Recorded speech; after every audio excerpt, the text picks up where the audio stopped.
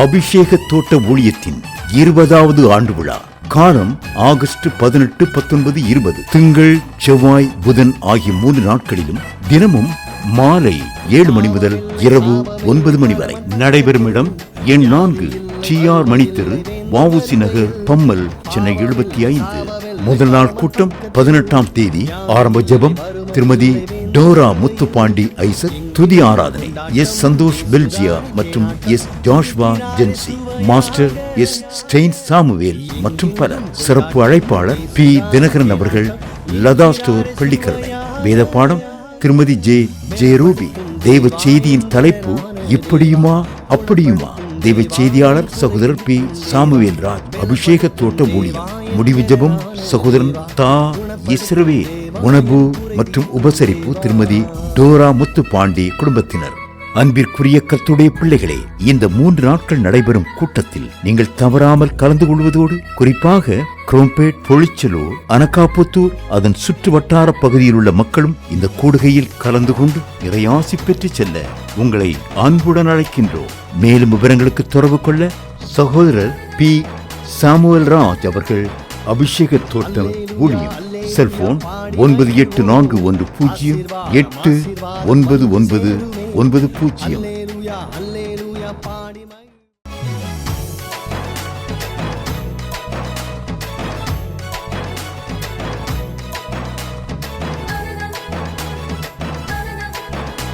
கர்த்தருடைய பரிசுத்த நாமத்துக்கு மகிமை உண்டாவதாக. இயேசு கிறிஸ்துவின் நாமத்தினாலே உங்கள் குடும்பங்களை, உங்களுடைய தனிப்பட்ட வாழ்க்கையை கர்த்தர் ஆசீர்வதிப்பாராக. ஜெபம் செய்வோம். ஆண்டவரே, இந்த நாளிலும் ஆண்டவரே உம்மை நோக்கி பார்க்கிறோம். ஆண்டவரே, உம்முடைய இரக்கம் பெரியது, உம்முடைய தயவு பெரியது, உம்முடைய நன்மை பெரியது. கர்த்தாவே, தேவரீர் மட்டுமாக எங்களை நடத்தி கொண்டு வருவதற்கு ஆண்டவரே நாங்கள் எம்மாத்திரம். கர்த்தாவே, உம்முடைய கோலும் தடியும் எங்களை தேற்றி கொண்டிருக்கபடியால் நன்றி. ஆண்டவரே, புல்லுள்ள இடங்களில் எங்களை அழைத்து செல்கிறபடியால் நன்றி. கர்த்தாவே, அருமையான ஆண்டவரே, குளிர்ச்சியான சூழ்நிலைக்காக உமக்கு நன்றி செலுத்துகிறோம். ஆண்டவரே, எங்களை நினைத்தருளி கோடை மலைகளை தந்து ஆண்டவரே எங்களை குளிர்ச்சியாக்கி கொண்டிருக்கிறீர். உமக்கு நன்றி. கர்த்தாவே, ஆண்டவரே, எங்களுடைய தட்டுமுட்டுகள் எல்லாவற்றையும் கர்த்தர் அறிந்திருக்கிறீர். எங்களுடைய தேவை என்ன என்பதை அறிந்திருக்கிறீர். நீர் இருக்கிறவராக இருக்கிறீர். கர்த்தாவே, இப்பொழுதும் ஆண்டவரே இந்த குடும்பத்துக்கு வேண்டிய சமாதானத்தை கொடுங்க. அண்ணன் தம்பி சண்டைகளை தீர்த்து வைங்க. கர்த்தாவே, குடும்பத்திலே கர்த்தாவே எவ்வளவு பொருட்கள் இருந்தாலும் நிம்மதியில்லாத ஒரு சூழ்நிலை காணப்படுகிற இந்த சூழ்நிலையை மாற்றுங்க. கர்த்தாவே, நீர் நியமித்திருக்கிற இந்த மனிதனை சத்துரு களவாய் கொண்டு போய் விடாதபடி தடுத்து நிறுத்துவீராக. இந்த குடும்பம் கட்டியெழுப்பப்படுவதாக, இந்த பெண்ணாலே கட்டியெழுப்பப்படுவதாக, இந்த குடும்பம் ஆசீர்வாதமாக இருப்பதாக, நன்மைகளை வாரி வழங்குவீராக. இயேசுவிலே வேண்டுகிறேன் நல்ல பிதாவே. ஆமேன், ஆமேன். கர்த்தருக்கு பிரியமானவர்களே, இந்த நாளிலும் ஆதாமின் ஆளு என்கிற தலைப்பிலே தேவனுடைய வார்த்தை உங்களுக்கு வருகிறது. ஆதியாகமம் 3ஆம் அதிகாரம் 6-9 வரை. அப்பொழுது ஸ்திரீயானவள் அந்த விருட்சம் புசிப்புக்கு நல்லதும் பார்வைக்கு இன்பமும் புத்தியை தெளிவுக்கிறதுக்கு இச்சிக்கப்படத்தக்க விருட்சமாய் இருக்கிறது என்று கண்டு அதன் கனியை பறித்து புசித்து தன் புருஷனுக்கு கொடுத்தால் அவனும் புசித்தான். அப்பொழுது அவர்கள் இருவருடைய கண்களும் திறக்கப்பட்டது. அவர்கள் தாங்கள் நிர்வாணிகள் என்று அறிந்து அத்திலைகளை தைத்து தங்களுக்கு அரக்கைச்சைகளை உண்டு பண்ணினார்கள்.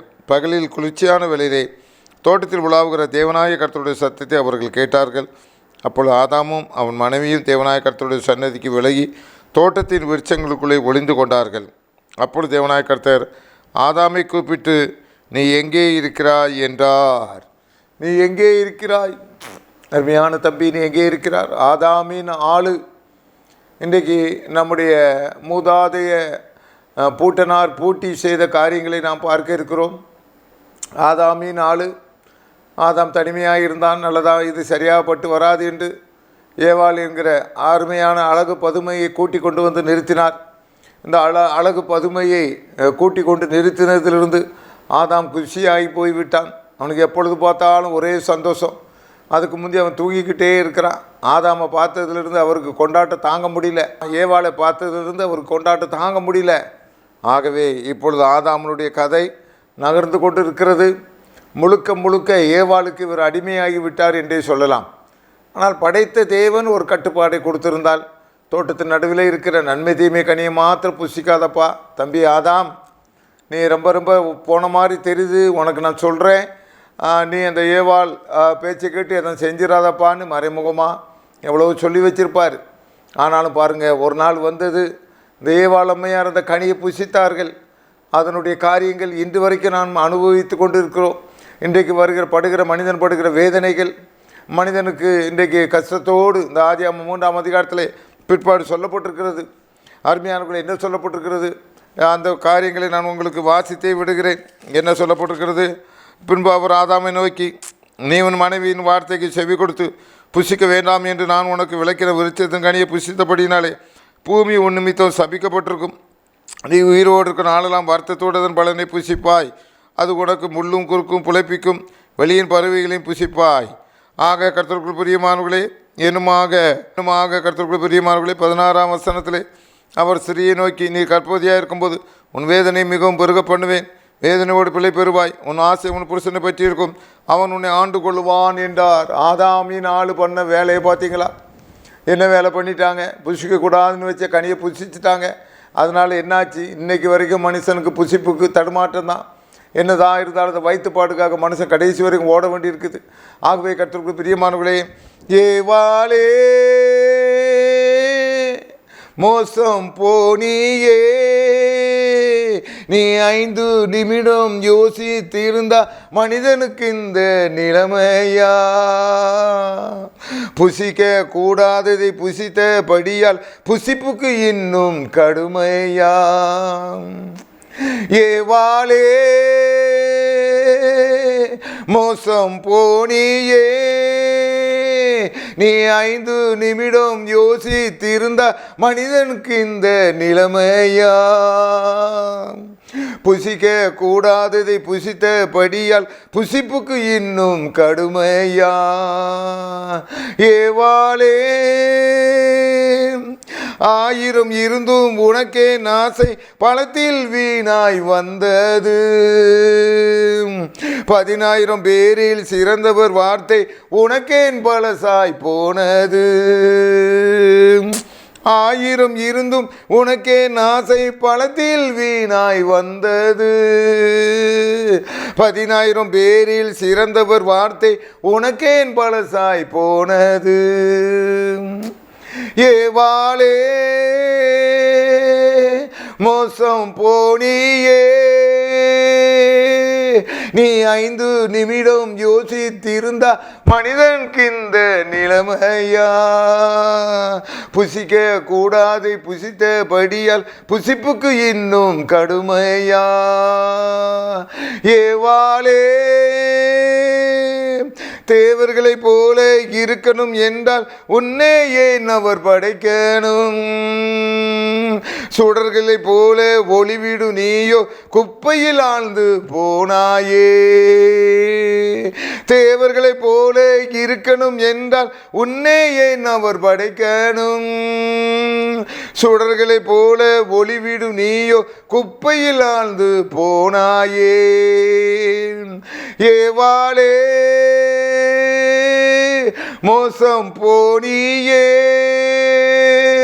நீ 5 நிமிடம் யோசித்திருந்தா மனிதனுக்கு இந்த நிலைமையா? புசிக்க கூடாது புசித்தபடியால் புசிப்புக்கு இன்னும் கடுமையா? ஏவாளே எந்த திட்டம் தேவனிடம் இருந்தது உனக்கும் எனக்கும் தெரியாதே. சொந்த வீட்டில் பிரிவினை செய்ய பிசாசுக்கு இடம் கொடுத்தாயே. எந்த திட்டம் தேவனிடம் இருந்தது உனக்கும் எனக்கும் தெரியாதே. சொந்த வீட்டில் பிரிவினை செய்ய பிசாசுக்கு இடம் கொடுத்தாயே. ஏவாளே மோசம் போனியே, நீ 5 நிமிடம் யோசித்திருந்தா மனிதனுக்கு இந்த நிலைமையா? புசிக்க கூடாது புசித்தபடியால் புசிப்புக்கு இன்னும் கடுமையா? பிள்ளைகளை ஒருபோதும் மறவா தேவன் குமாரனை ஈவாக கொடுத்தாரே. இழந்து போனதை தேடி ரட்சிக்க இயேசு உலகில் வந்தாரே. பிள்ளைகளை ஒருபோதும் மறவா தேவன் குமாரனை ஈவாக கொடுத்தாரே. இழந்து போனதை தேடி ரட்சிக்க இயேசு உலகில் வந்தாரே.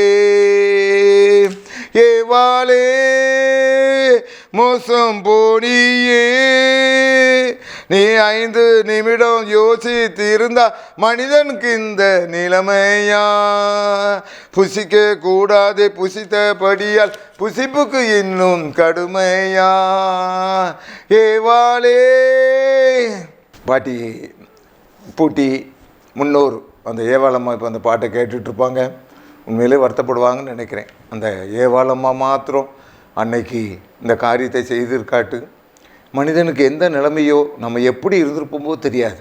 ஆனால் பாருங்கள், அன்றைக்கு வாங்கின வார்த்தை புசிப்புக்கு இன்றைக்கும் மனிதன் போராடி கொண்டே இருக்கிறான். ஆகவே ஆதாமின் ஆளு பண்ண கூத்துக்கு அதனுடைய காரியங்கள் நிவர்த்தி செய்வதற்கு பிந்தின ஆதாமாகிய இயேசு இன்றைக்கு உலகத்தில் வந்தார். அந்த இயேசு கிறிஸ்து எல்லா ஆதாமுடைய பாவத்தையும் தொலைத்திருக்கிறார்.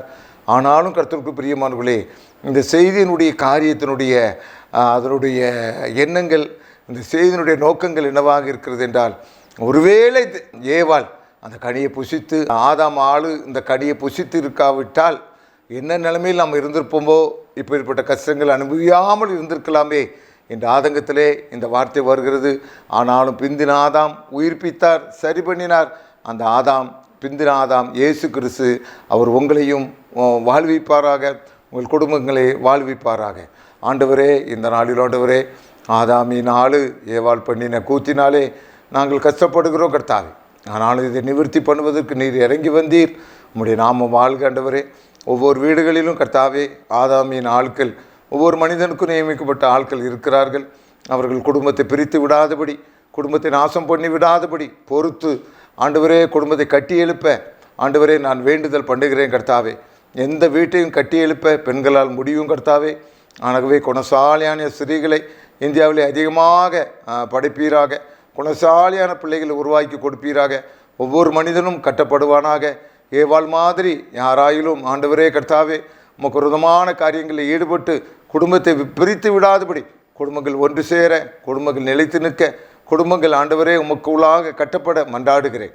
இயேசு மூலம் வேண்டுகிறேன் நல்ல பிதாவே. ஆமேன், ஆமேன், ஆமேன். அபிஷேக தோட்ட ஊழியத்தின் 20வது ஆண்டு விழா காலம் ஆகஸ்ட் 18, 19, 20 திங்கள், செவ்வாய், புதன் ஆகிய 3 நாட்களிலும் தினமும் மாலை 7 மணி முதல் இரவு 9 மணி வரை நடைபெறும் இடம் எண் 4 TR மணித்தெரு, வஉசி நகர், பம்மல், சென்னை 75.